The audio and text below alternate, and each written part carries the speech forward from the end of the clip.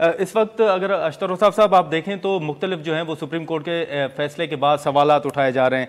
Sir, बतौर senior कानूनदान आप समझते हैं कि वाकई जो पीटीआई की जानिब से नुकात उठाए गए, जो दलाइल दिए गए, उनमें आपकी नज़र में सर कमज़ोरी थी कहाँ पर? और आप समझते हैं कि एक पार्टी को उनसे इंट्रा पार्टी इलेक्शन के मामले पर बल्ले का निशान या कोई भी इंतखाबी निशान वापस ले लेना कानूनी तौर पर आप समझते हैं कि ये दुरुस्त है?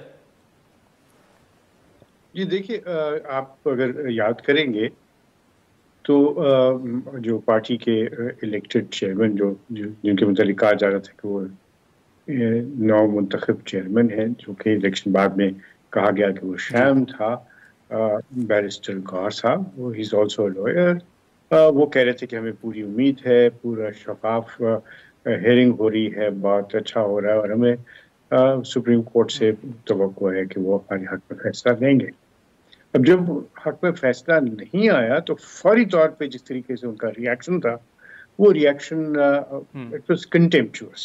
मैं कहूँगा कि वो अच्छा। नामुनासिब भी था और कंटेम्पचुअस भी था। जो उनके दलाइल की बात है, देखिए दलाइल जो हैं उनका फैक्ट्स के साथ बहुत गहरा ताल्लुक होता है।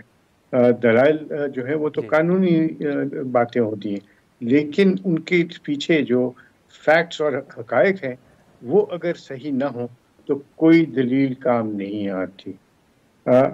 कानूनी तौर पे भी उनका केस बहुत कमज़ोर था। उनका ये कहना कि पेशावर हाई कोर्ट के पास जुरिस्डिक्शन थी और ये अखफा उन्होंने किया, ये बहुत बड़ी, इस पर तो लाहौर हाई कोर्ट में इस तरह के मामलात में सजाएं दी गई हैं, लोगों के लाइसेंस मुअत्तल कर दिए गए हैं जब उन्होंने इन बातों को अखफा किया कि मुख्तलिफ हाई कोर्ट्स में उन्होंने पिटीशंस फाइल की हुई थी। एक तो ये बात हो गई। दूसरा, ये जो कहा जा रहा है कि तकनीकी बुनियाद के ऊपर ये फैसला आया है, ये बिल्कुल गलत है। ये लीगल और कॉन्स्टिट्यूशनल जो है उसके ऊपर है। लीगल क्या है? लीगल ये है कि जो इंट्रा पार्टी इलेक्शंस हैं वो कानून का तकाजा है। इंट्रा पार्टी इलेक्शंस उनके अपने जो मंशूर है, उनका जो अपना आइन है पीटीआई का, उसका भी तकाजा है और प्रोसीजर बड़ी सराहत के साथ लिखा गया है किस तरीके से होगा। इलेक्शन कमिश्नर का मुकर्रर होगा, फेडरल इलेक्शन कमीशन होगा, फिर एक जगह पे पोलिंग होगा, किस तरीके से नॉमिनेशन पेपर्स मंगवाए जाएंगे, उसमें तारीख दी जाएगी, इनवाइट किया जाएगा इलेक्शन के लिए, एक पर्टिकुलर जगह होगी। अब आप देखेंगे कि पेशावर उन्होंने कहा और पेशावर में नहीं कराया। नंबर 2, कोई एक भी उन्होंने फॉर्म नहीं दिखाया कोर्ट को कि देखिए ये फॉर्म है जो फिल किया गया और इसके अंदर ये सारी चीजें। तीसरा, कहाँ पे वो सारा बैलेट वगैरह का सिलसिला, कुछ भी नहीं था। फिर ये कैसी अजीब सी बात है कि पूरे मुल्क में इंतखाब होता है पीटीआई का और सारे के सारे जो ऑफिस होल्डर्स हैं, ऑफिस बेयरर्स हैं, वो अनअपोज्ड इलेक्ट होते हैं।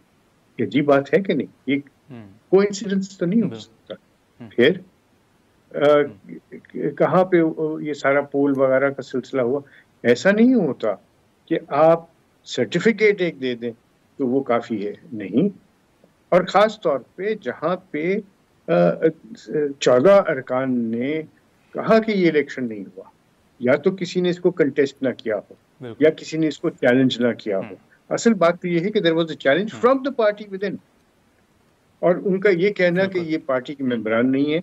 बारहा कोर्ट ने कहा आप बता दीजिए कि ये रिजाइन कर चुके हैं या आपने इनको पार्टी से निकाला है, वो कागज दिखा दें, हम इनको उसी वक्त वो कागज भी नहीं था। बिल्कुल।